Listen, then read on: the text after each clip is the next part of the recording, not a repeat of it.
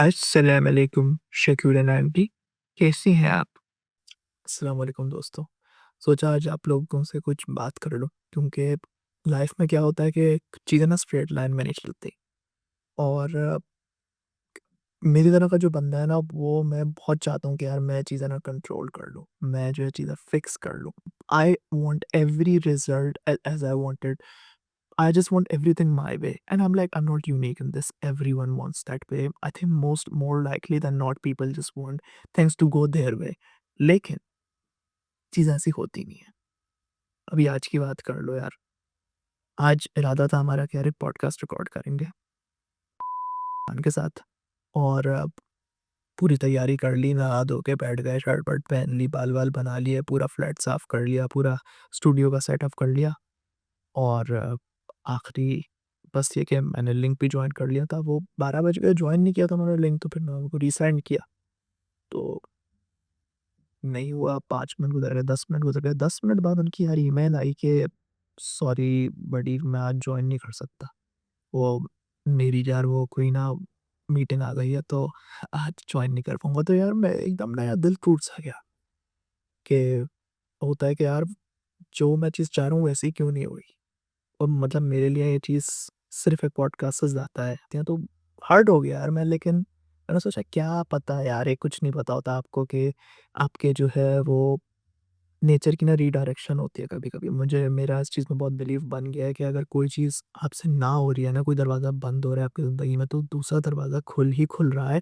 वो बस आपको टाइम फ्रेम आपके लिए लंबा लॉन्ग इनफ कर दो, तो आपको हल मिल जाता है यार। तो टेंशन नहीं लेना तुम लोग भी, ठीक है? सही है, ओके की रिपोर्ट है, तो आगे बढ़ते हैं यार। यार यार अफ़सोस तो बहुत हो रहा है, लेकिन चलो क्या है, लंबी है गम की शाम, मगर शाम ही तो है। तो मैंने सोचा यार थोड़ा-सा फ़ॉर्मेट आज चेंज करते हैं, बजाय इसके कि पॉडकास्ट हो, मैं अपनी सोलो पॉडकास्ट रिकॉर्ड कर लूँ। और मैंने सोचा कि यार मेरी कुछ चंद 2 किताबें हैं जो कि वो डिस्कस कर लेते हैं। तो मुझे किताबें पढ़ने का बहुत शौक है। उसके बारे में अगर मैं थोड़ा-सा बता दूँ कि यार मुझे किताबें पढ़ने का शौक क्यों है? मुझे लगता है कि as I was growing up in my late 20s I felt like I was increasingly feeling disconnected from the world, कि जो हमारे अराउंड जो वर्ल्ड होती है उसमें दोस्त होते हैं, यार होते हैं। I thought nobody got me.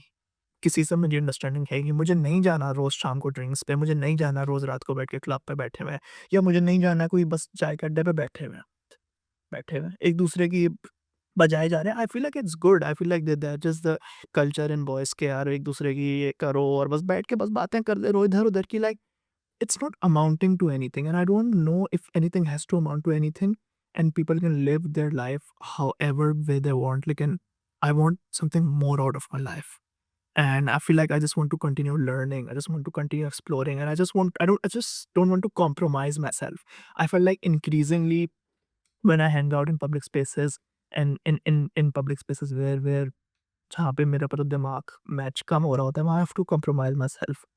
In my head, I'm thinking about Babar Azam's average or Mohammad Rizwan's batting position and how it has changed over the years. I've got the statistical breakdown over the years. Like in reality, I'm like, I can't say that loud because people will be like, क्या वक़िया cricket को लेके बैठता रहता है यार, तू भी कुछ और बात कर लिया कर कभी-कभी।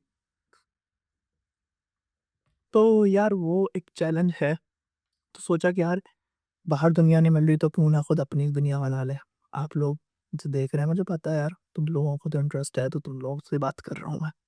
तो ठीक है। और आई feel like who setting these rules? क्यों कंप्लाई करना है? हर जगह जाके बस बैठना है। नवाज़ रफ़ीकांत ने एक मर्तबा ये बात कही थी कि यार आप डोंट, मतलब ये कि अपनी ज़िंदगी में वो चीज़ें रिड्यूस कर लो जो कि you have to do it. I am doing this thing because I have to do it. वो चीज़ें अगर आप अपनी ज़िंदगी में कम करना शुरू करेंगे ना, देखें आपकी चीज़ ज़िंदगी कैसे चेंज होगी। And have a think about it. आज जब शाम को आप बैठे हैं ना, तो यार सोचना ज़रूर कि क्या चीज़ें हैं जो I have just made it कि यार ये तो मुझे करनी ही है। करनी ही है तो करो, जब जाना है, अगर कोई जॉब कर रहे हो 9 से 5 जाना ही जाना है, वो तो करो। लेकिन मतलब what my point is not about job or anything, it's my point is जो चीज़ ज़रूरी है, जो चीज़ तुम्हें डेंजर में डाल देगी वो तो करो ही करो। लेकिन बहुत सी ऐसी चीज़ें हैं जो तुम्हें डेंजर में नहीं जा डालेंगी। एक फलाने रिश्तेदार की तुम्हें दावत में सैटरडे को जाके 3 घंटे को बैठना है, क्यों? क्यों? भाई तू 20s में है, 30s में है, अगर तेरे कोई और शौक है, तेरे कोई पैशन्स है, क्या हुआ हद से ज़्यादा? 2 महीने बाद ये बोलेंगे ना रिश्तेदार कि मिलता नहीं है, अरे यार नहीं मिलते। इन इन चीज़ों में शौक है भाई। इन ये दोस्त हमारे ये मेरे ज़्यादा अच्छे दोस्त हैं। मुझे कुछ बता देते हैं कि यार वो मॉर्गन हाउसल से बात हो जाती है, रॉबर्ट ग्रीन से बात हो जाती है मेरी, मैल्कम ग्लैडवेल से बात हो जाती है। अपनी बातें लिख रहे होते हैं यार, कहानियाँ लिख रहे होते हैं।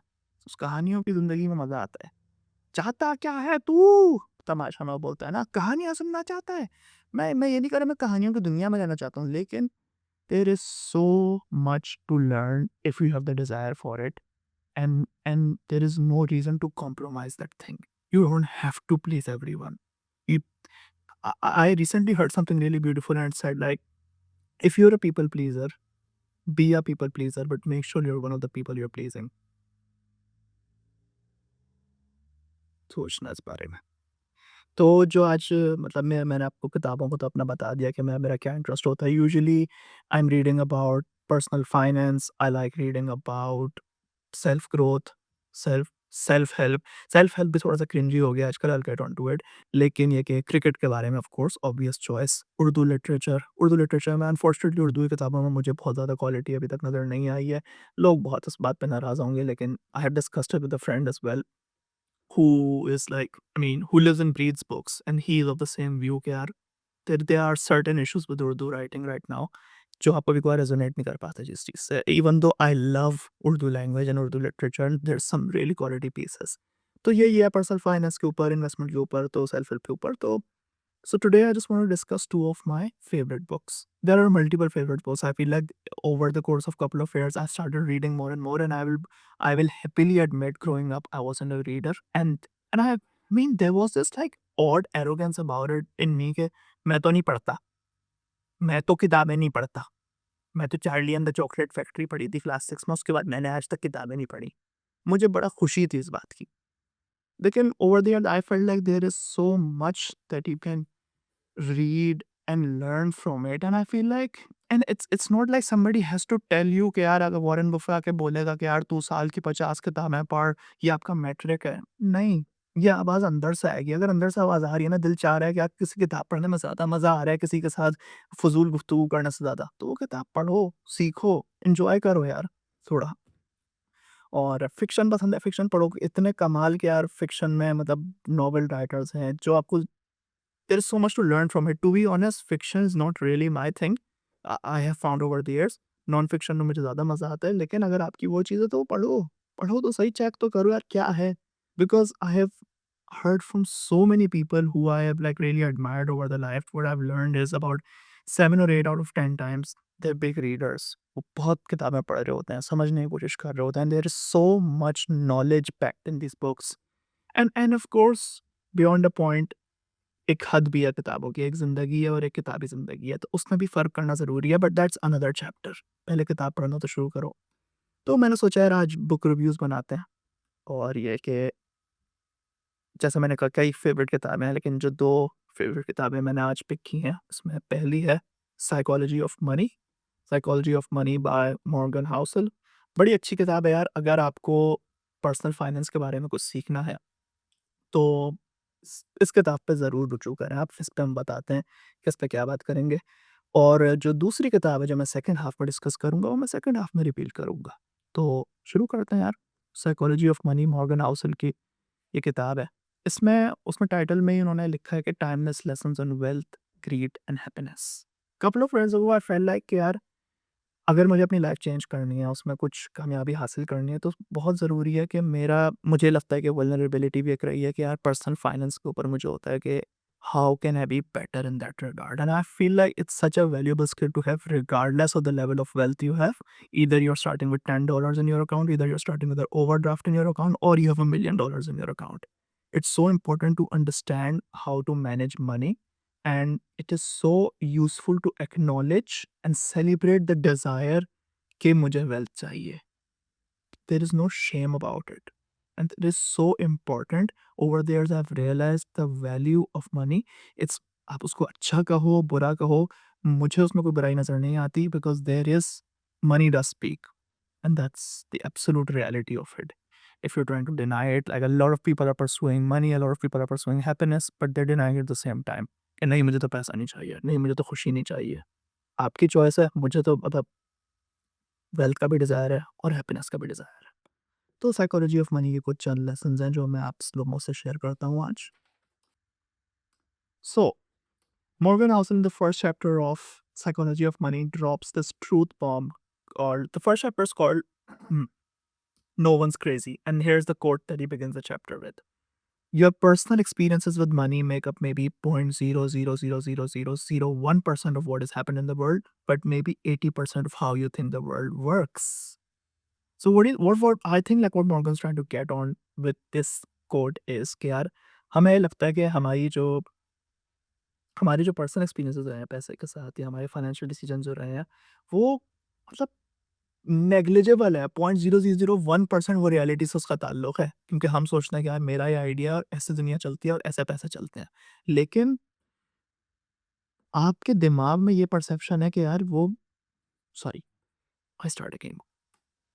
आपको ये लगता है कि जो आपका पर्सपेक्टिव है मनी से रिलेटेड, वो जो आपका एक फाइनेंशियल आपकी थिंकिंग है कि यार मैं अगर ऐसे पैसों को लेकर चलाऊँगा, ऐसे अपनी वेल्थ को इम्प्रूव करूँगा, वो आपको लगता है कि यार मेरा जो आइडिया है 80% ऑफ द वर्ल्ड ऐसे चलती है। लेकिन मॉर्गन का ये कहना है कि जो आपका ख़्याल है ना कि आपके जो मनी से रिलेटेड ख़्याल आते हैं कि 80% ऑफ दुनिया तो ऐसी चलती है जो मुझे फाइनेंसेस के बारे में पता है।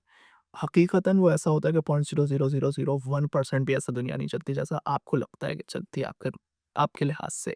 आई know it's a bit of a roundabout way of saying it, but essentially what he is trying to get at is कि यार अपने जो फाइनेंशियल डिसीजंस है ना उनके ऊपर इतना कॉन्फिडेंट नहीं हो, क्योंकि वो तुम्हारी दुनिया से ऑपरेट होके चल रहे हैं। तो तुम जो है वो ये करो जनाब कि सीखो, दिमाग ओपन करो थोड़ा सा। और फिर उसमें ये कहा है कि यार हम लोग जो पैसों के डिसीजंस लेते हैं ना, वो हमारी सिर्फ ये नहीं होता कि यार ये इससे रिटर्न आएगा, हमारी psychologically non non financial factors भी होते हैं जो हमारे फाइनेंशियल डिसीजंस को इम्पैक्ट करते हैं, जो हमारी पर्सनल हिस्ट्री का है। Very funnily enough I feel like जो हमारी प्रीवियस जनरेशन में चीज़ें काम की हैं वो हमें पास ऑन की जाती हैं और फिर हम वही प्रिंसिपल्स लगा के आगे बढ़ने की कोशिश करते हैं।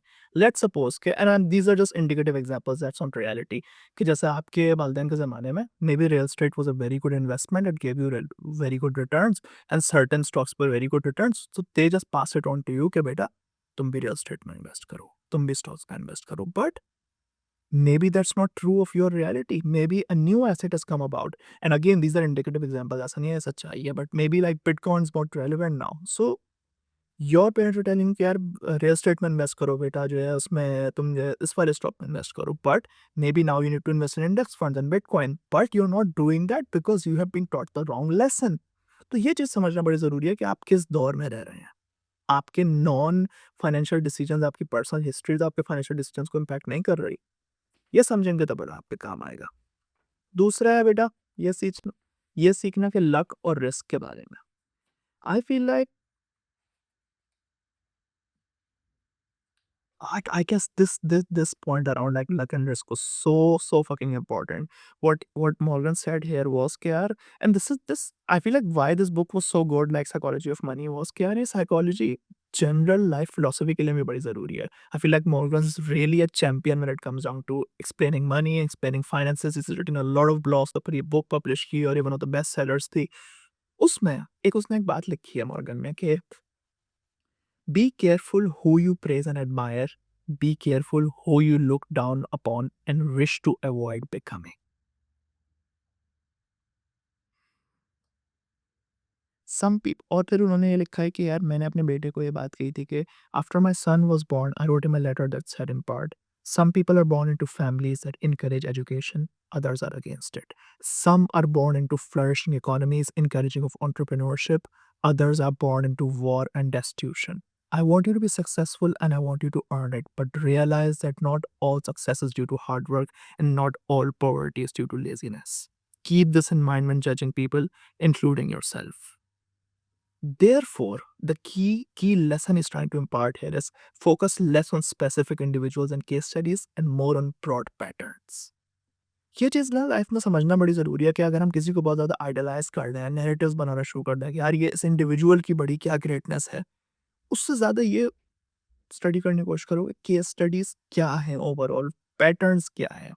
चीज़ों को उस तरह से आप लेके चलें, क्योंकि एक इंडिविजुअल की हकीकत बहुत डिफरेंट हो सकती है और अगर वो बेंचमार्क लेके आप अपने आप पे अप्लाई करोगे ना, तो आप अपने साथ ज़्यादती कर रहे हो।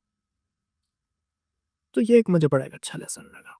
Anyway, swiftly moving on. I guess the next lesson he really that was something that was most important was never enough.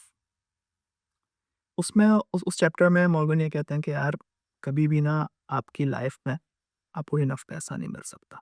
बल्कि ज़ाकिर खान ने एक उर्दू में अगर मैं बात करूँ तो एक शेर भी कहा था कि अब वो शेर का मुझे पहली लाइन याद नहीं है लेकिन दूसरी उसकी लाइन यूँ थी कुछ पे कुछ ऐसे शेर था यार मैं उस शेर की पूरी टांग तोड़ रहा हूँ उस वक़्त लेकिन कि ज़िंदगी भर का यही सितम था कि हर एक के घर में एक कमरा कम था।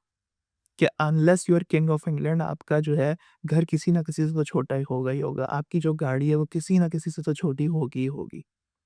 तो कभी भी ना इस रेस में नहीं लगना कि मैंने ये स्टेटस इसलिए अचीव करना है कि मुझे अपनी जाके करोला गाड़ी किसी को दिखानी है। मैंने ये घर इसलिए बनाना है कि ताकि मैं हर साल लोगों को दावत पे बुलाऊँ और दिखाऊँ कि यार मेरा घर क्या ज़बरदस्त है। खुद खुश हो, ये चीज़ ज़्यादा ज़रूरी है। खुद खुश हो, खुद अफ़ोर्ड कर सकते हो जो तुम चीज़ ले रहे हो, 2 दफ़ा खरीद सकते हो। तो वो चीज़ ज़्यादा ज़रूरी है। And what he really meant was from that chapter was it's called never enough. What he meant in never enough was कि कहीं न कहीं ना एक लाइन खींच लें कि मुझे जब मालो-दौलत कमाना है तो मेरे पहले से गोल्स क्लियर हों कि यार मेरे ये गोल्स हैं, फाइनेंशियल गोल्स। अगर मैंने इतनी इनकम अर्न कर ली, इतनी वेल्थ जनरेट कर ली, तो अगर वो पूरे हो गए तो मैं खुश हो जाऊँगा। ठीक है ना? रिस्क क्या अगर आप ये नहीं करेंगे तो ये कि आप कभी भी ना रुकेंगे नहीं। आपको वो लाइन कभी भी नज़र नहीं आएगी और आप भागते रहोगे, भागते रहोगे, भागते रहोगे, कभी भी पैसा इनफ नहीं होगा। I feel like some like I mean kings in the middle east as well would feel the same way कि यार पैसा इनफ नहीं है अपने पास। हालाँकि उनकी जो है वो गोल्ड प्लेटेड गाड़ियाँ, घड़ियाँ, फ़ोन सब है उनके पास, लेकिन पैसा इनफ नहीं है क्योंकि पैसा कभी भी इनफ नहीं होगा। तो आपने खुद वो लैंड ड्रॉ करनी होगी and why it's very important as well इसके मॉर्गन ने उसमें केस स्टडीज़ लिखी हुई हैं। Some of the richest traders in the world, some of the richest businessman in the world were eventually caught like doing unethical stuff. They were caught doing insider trading, inside information लोगों को दे दी जो कि illegal हो गई, जो कि criminal उनके ऊपर केसेस हो गए। बाद में उन्होंने ये भी कुछ लोगों ने एतराफ़ किया कि थोड़ा यार ज़्यादा कर गए थे, थोड़ा ज़्यादा लालच में आ गए थे। तो ये जो एक लाइन है ना ये समझना बड़ी ज़रूरी है कि यार मुझे पैसा कमाने का शौक है और मुझे जो है पैसा कमाने का जुनून है, मुझे पैसा कमाने का लालच है। शौक रखना बड़ी अच्छी बात है, वेल्थ का डिज़ायर करना बड़ी अच्छी बात है, लेकिन अगर वो हद से आगे निकल जाए ना और आपकी कोई लाइन ना बनी हो, कोई बाउंड्री ना बनी हो, then it becomes a problem. तो अगला चैप्टर है कन्फाउंडिंग कंपाउंडिंग। जितना इसका कॉम्प्लेक्स नाम है, उतना ही कॉम्प्लेक्स ही कॉन्सेप्ट है। To be honest it's a very simple concept but it's very important concept कि यार आपने जब आप कोई चीज़ इन्वेस्ट करते हो ना फाइनेंशियल मार्केट्स के अंदर तो वो कंपाउंड होती है कि मैंने जैसे अब जैसे मैंने $10 है मेरे पास ठीक है ना मैंने वो स्टॉक मार्केट में इन्वेस्ट कर दिया मुझे उसके ऊपर 20% रिटर्न मिला तो वो $12 बन गए अब ये साल ठीक है मैंने $10 डाले थे वो $12 बन गए अगले साल अगर मैं उस पर 20% अर्न करूंगा तो वो $12 पे अर्न करूँगा, $10 के ऊपर नहीं। तो यही कंपाउंडिंग है। उससे मतलब अगर फिर अगर मुझे 20% रिटर्न मिला तो तकरीबन कोई मुझे जो है मिल जाएगा उसमें तकरीबन $2.4 तो फिर मेरा ईयर 2 में बन जाएगा $14.4 तो फिर मैं दूसरे साल में फिर 20% अर्न करूँगा $10 पे नहीं जो मैंने पहले डाले थे, $14.4 पे अर्न करूँगा। और ये कंपाउंडिंग ऐसा हेल ऑफ अ कॉन्सेप्ट है ना यार कि अगर उसी $10 को तुम 10 साल तक मार्केट में रखोगे तो वो तुम्हारा कैपिटल का साइज़ बड़ा होता जाएगा जिस पे तुम्हें प्रॉफिट मिलेगा। इंस्टेड अगर तुम्हारे पास कोई कैश रखी हुई है, तो वो कैश $10 ही है बस। और अगर तुमने बैंक में कुछ सेविंग में भी डाला हुआ है, तो वो तुम्हारे उस पे मतलब ये कि इनिशियल अमाउंट पे तुम्हें पैसा मिलता रहेगा। तो इसीलिए इम्पोर्टेंट है कि यार आप जो है जब किसी इंडेक्स फंड में या स्टॉक्स में इन्वेस्ट करें तो आपका जो कैपिटल बढ़ रहा है ना वो compounding that is the real game. और अगर आपने सिग्निफिकेंट इनफ सम को रख दिया और यार ये आज तुम गूगल करना, सही है ना? कंपाउंड इंटरेस्ट कैलकुलेटर गूगल करना, उसमें कोई इंटरेस्ट रेट डालना और फिर देखना कि तुम्हारा पैसा कैसे बढ़ता है। दैट्स से तुमने $1000 डाले आज और हर महीने तुम $100 डाल रहे हो, 7% का तुम्हें रिटर्न मिल रहा है उसमें तो देखना तुम्हारे कैसे वो पैसे एक्स्पोनेंशियली एक्सप्लोड कर जाएँगे। लेकिन उसमें एक गेम है पेशेंस 10-20 साल पैसा रखना पड़ेगा कंपाउंडिंग का मैजिक वर्क करने के लिए। और ये कंपाउंडिंग इतना खूबसूरत कॉन्सेप्ट है ना यार कि अगर हमने इंडेक्स फंड में इन्वेस्ट किया है तो वो उस पैसे को रखे रहो, वो पैसा खुद मेहनत करके तुम्हारे लिए बढ़ता रहेगा। इंस्टेड ऑफ सेइंग कि यार आपका जो एक इनिशियल अमाउंट है उसी पे आप बैठे रहो या आप पाइल ऑफ कैश रख के बैठो। मतलब एक चीज़ और मैं से थोड़ा-सा डिस्टिंक्शन क्लियर कर दूँ, दैट्स लाइक मनी 101। लेकिन सिर्फ़ आप बैंक में जाना अपनी कैश रख के कभी खुश नहीं होना यार इस बात पे। क्योंकि आपकी इन्फ्लेशन होती है, ठीक है? आज जो मेरे पास 100 जो है वो रुपए है, कल जो इन्फ्लेशन होगी 10% की, तो वो ₹100 की वैल्यू ₹90 की हो जाएगी। जो मैं ₹100 में चीज़ें खरीदता था, उससे अब मैं सिर्फ़ ₹90 की चीज़ें खरीद सकता हूँ। ₹100 का मुझे 1 लीटर दूध मिलता था, अब 10% इन्फ्लेशन हो गई तो अब वो मुझे ₹110 का मिलेगा। तो मेरी पैसे बढ़ भी नहीं रहे, बैंक में भी रखे हुए हैं, इन्फ्लेशन उसको खा रही है उस पैसे को। दिखने में आपको ये लगेगा कि यार ये तो ₹100 तो मेरे रखे हुए हैं, लेकिन वो ₹100 एक्चुअली ₹90 बन गए हैं 1 साल में। तो इसीलिए इट्स इम्पोर्टेंट कि आप कहीं इन्वेस्ट करो उस पैसे को जाके। But we will get on to it कि there is also a healthy balance. Cash रखने का भी एक साइकोलॉजिकल सुकून होता है, so don't deny that. Don't like believe in investors उसे कुछ भी कैश नहीं रखना, because ultimately cash is king भी कॉन्सेप्ट है। लेकिन you need to find a balance of your portfolio. क्या है, मैंने इतना सर्टेन अमाउंट इन्वेस्ट करना है, इतना सर्टेन अमाउंट मैंने बैंक पर रखना है अपनी साइकोलॉजिकल सेफ्टी के लिए। तो कंपाउंडिंग के बारे में पढ़ना ज़रूर, that's very important. And just to tell you the impact of compounding, and you will understand it when you try to understand compounding, is ke 81.5 billion of Warren Buffett's 84.5 billion net worth came after his 65th birthday. Our minds are not able to handle such absurdities. हमारा दिमाग समझ नहीं सकता है compounding को। वो बंदा कह रहा है 84 मिलियन में से 81 मिलियन उसका अपने 65th बर्थडे के बाद कमाया है वॉरेन बफे ने। क्यों? कैसे? कंपाउंडिंग। चार्ली मंगर को देख लो, वॉरेन बफे को देख लो, 80-80, 90-90 साल के ये बिलियनर्स हैं। वो ये कहते हैं कि यार कंपाउंडिंग को एक दफ़ा तुम समझ लो। और मुझे नहीं पता है किसका ये कोट था। I don't know, someone very famous who said कि compounding is like the 8th wonder of the world. So do read about compounding. अच्छा जनाब, इसके बाद जो था getting wealthy versus staying wealthy. ज़िंदगी में ना बड़ा ज़रूरी होता है कि आपने, इसने मतलब खुद ही बता दिया, मैं इसके लफ्ज़ों में बता देता हूँ। Good investing is not necessarily about making good decisions, it is about consistently not screwing up. समझ रहे हो बात को? कि सिर्फ़ ये नहीं है कि हमने जो है माउंटेन एवरेस्ट पे पहुँच जाना है और फिर हमें कुछ पता ही नहीं है क्या करेंगे हम ज़िंदगी में। अगर फिर वहाँ पे हमने एक सस्टेनेबल प्लान बनाना है कि हमें ज़िंदा बच के वहाँ से आना भी है, या अगर माउंटेन पे पहुँचना है तो माउंटेन पे अगर हमने रहना है ज़िंदगी तो कैसे गुज़ारेंगे? So the point is coming back to the making wealth part, कि यार गुड इन्वेस्टिंग में आपका एक एक पॉइंट ये होता है, कंसिस्टेंटली अच्छे डिसीजंस लेते रहो, बोरिंग चीज़ करते रहो। कोई बहुत आउटस्टैंडिंग आपने आउट ऑफ द वर्ल्ड नहीं करना, लेकिन अपने आप को रिस्क ऑफ रुइन से बचाओ और वहीं पे रहो। सिर्फ़ एक दफ़ा पैसा कमाना ज़िंदगी का गोल नहीं है। उस पैसे को बचाना और कंसिस्टेंटली पैसा कमाना ज़िंदगी का ये गोल है। वरना तो फ़ायदा क्या है? कल जो है $1,00,000 मिल गए तुम्हें, क्या करोगे? पता ही नहीं है ना तुम्हें उस $1 को इस्तेमाल भी कैसे करते हैं, तमीज़ ही नहीं है, ख़त्म कर दोगे तुम जो है 6 महीने में उस $1,00,000 को। इंस्टेड अगर तुम फाइनेंशियली एजुकेटेड हो, तो तुम्हें वो $1,00,000 बचाना आएगा और फिर तुम्हें वो $1,00,000 बढ़ाना आएगा और फिर तुम्हें वो $1,00,000 फिर से कमाना आएगा। तो वो चीज़, getting wealthy versus staying wealthy, is very important distinction boss.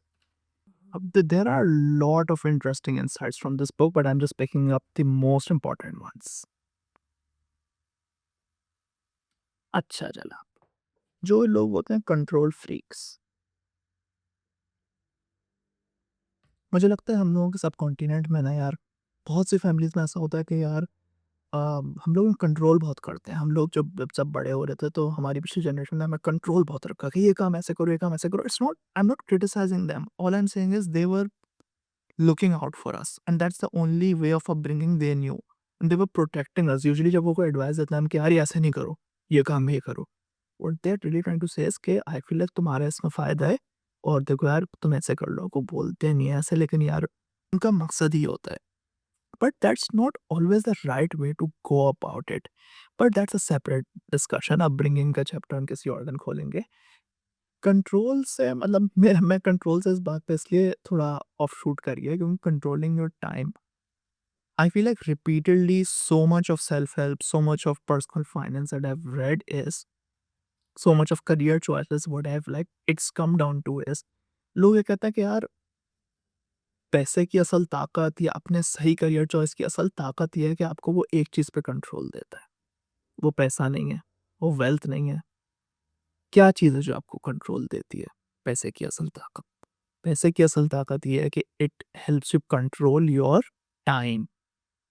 दुनिया में सबसे बड़ा जो है ना खजाना, ना वो जो है वो सोना है, ना वो चांदी है, ना वो स्टॉक है, ना वो इंडेक्स फंड है, ना वो बिटकॉइन है। सबसे बड़ा खजाना आपके लिए इस दुनिया में है आपका वक्त। और अगर वो वक्त कंट्रोल करने की ताकत आपको कोई दे दे ना, ऐसा पैसा उसकी वैल्यू है। So controlling your time is the highest dividend money pays. So that's one reason, that's one motivation to become wealthy, because then you can control your time. Then you can tell कि यार मैं आज ये काम नहीं कर रहा, नहीं कर रहा, आज मुझे बच्चों के साथ खेलना है, खेलना है, आपका डिसीजन है भाई, आपकी फैक्ट्री लगी हुई है, वहाँ पे लोग काम कर रहे हैं, या आपने एक अपना ऑनलाइन बिजनेस सेटअप कर दिया है, उस पे खुद ही रेवेन्यू जनरेट हुए जा रहा है। कंट्रोल दे दिया ना आपने। इंस्टेड अगर आपके पास वो कंट्रोल नहीं है तो आपने किसी और की बात माननी पड़ेगी, उसकी सुननी पड़ेगी, क्योंकि आपके पास इतने ऑप्शन अभी नहीं है टेबल के ऊपर। So that's one motivation to become wealthy, and that's a very important principle in life to understand. और इसी पे मैं कंक्लूड कर दूं कंट्रोल वाले पॉइंट के ऊपर कि I think Morgan rights this beautifully: the ability to do what you want, when you want, with who you want, for as long as you want is priceless. It is the highest dividend money pays. ये जो है ना यार chapter, this is called Man in the Car Paradox. No one is impressed with their possessions as much as you are. Think about it. Morgan भाई बताते हैं कि यार वो अमेरिका के किसी बहुत बड़े शहर थे, आई थिंक वेगस में ही वो थे। वहाँ पे वो फरारीज बहुत देखते थे, मॉडर्न स्पोर्ट्स कार बहुत देखते थे। और यार the thing is, he said कि usually when you look at a very fancy car, you look at that car and if you really like it, like I mean I'll happily admit I love cars, and I get really inspired by if I buy a good car, मुझे बड़ा शौक होता है गाड़ियाँ देखने का। तो उसमें what Morgan says is, जब आप किसी अच्छी गाड़ी को देखते हो सड़क पे या पार्किंग लॉट में, तो आप ये नहीं सोचते कि यार काश मैं इस जैसा बंदे जैसा बन जाऊं जो ये गाड़ी चला रहा है।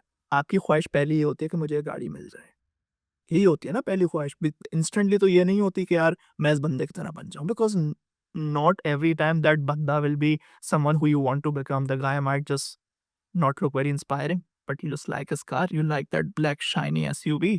So the point in that thing is, the lesson to take away from that is no one is impressed with your possessions as much as you are. आप अगर तो अब आप इस स्विच को फ्लिप कर दो। कल आपने एक बहुत बड़ी यार प्राडो खरीद ली और काले रंग की और 7 सीटर और फुल मॉडिफाइड फुल वीआईपी शन का गाड़ी खरीद ली। उसमें आप ये सोचोगे अब मैंने गाड़ी खरीद ली, अगर आपकी ये सोच है कि यार मेरी सोसाइटी मुझसे इम्प्रेस हो जाएगी, पूरी दुनिया सारे दोस्त सारे रिश्तेदार, "अरे भाई क्या मुर्तज़ा की गाड़ी है वीआईपी"। मुर्तज़ा से लोग इंस्पायर नहीं हो रहे, उसकी गाड़ी से इंस्पायर हो रहे हैं लोग। तो आपकी जो पोज़ेशन है ना, उससे सिर्फ़ आप ही खुश हो रहे हो।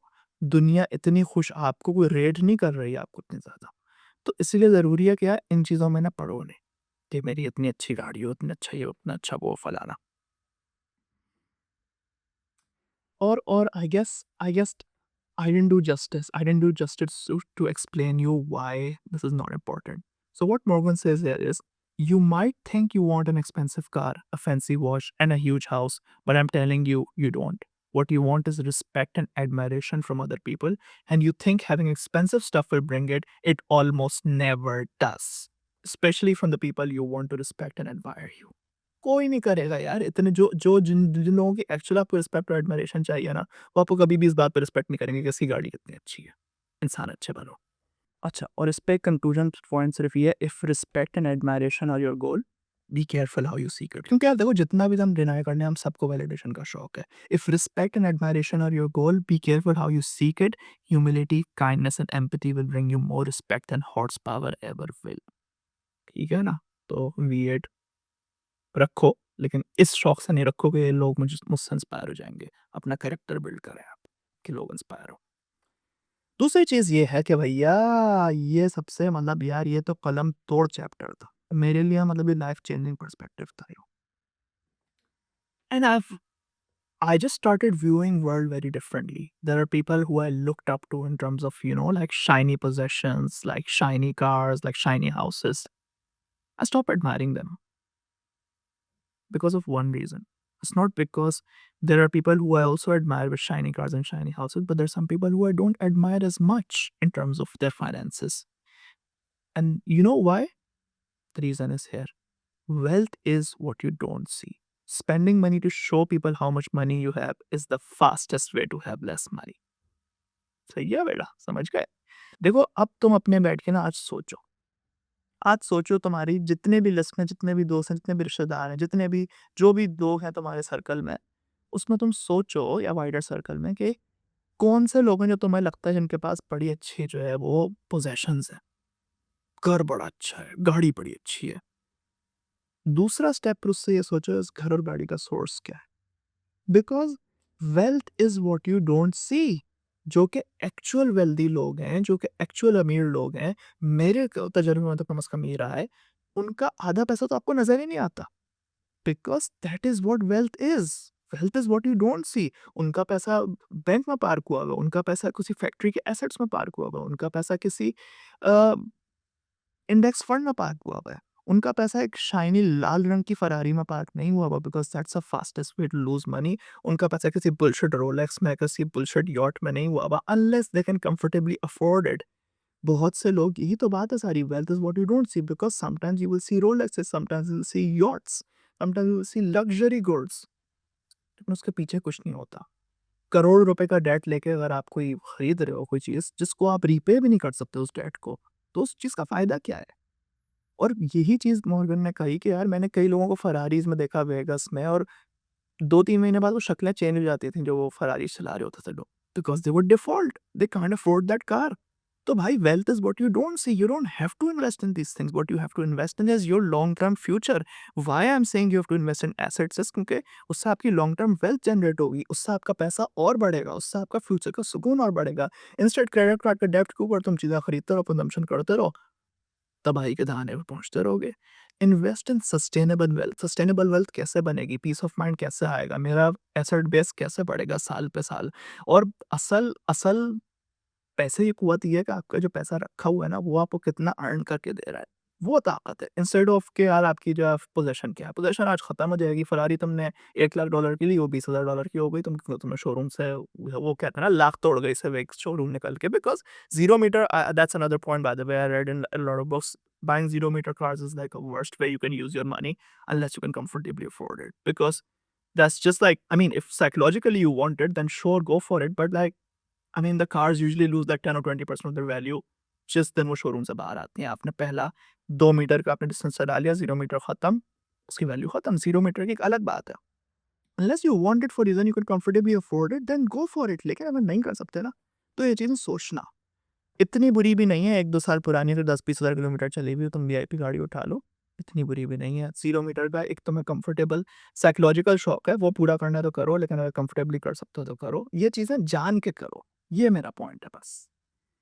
और भैया एक पॉइंट आखिरी पॉइंट जिस पे मैं ख़त्म करूँगा इस किताब को, वो है सेव मनी। कि भैया सेव मनी। मॉर्गन ने इस किताब में लिखा हुआ है कि सेव मनी का रीज़न क्या है? The only factor you can control generates one of the thing that matters. How wonderful! आपने जो है ना सिर्फ़ एक चीज़ आपके हाथ में जितनी इनकम आ रही है ना, उसका एक प्रोपोर्शन आपने सेव करना है। जितनी भी मैंने पर्सनल फाइनेंस की किताबें पढ़ी है, उसमें से मुझे एक टेक अवे यही मिला है, कम से कम 15-20% तो अपनी इनकम का आपने सेव करना ही करना है, अगर कर सकते हो कंफर्टेबली।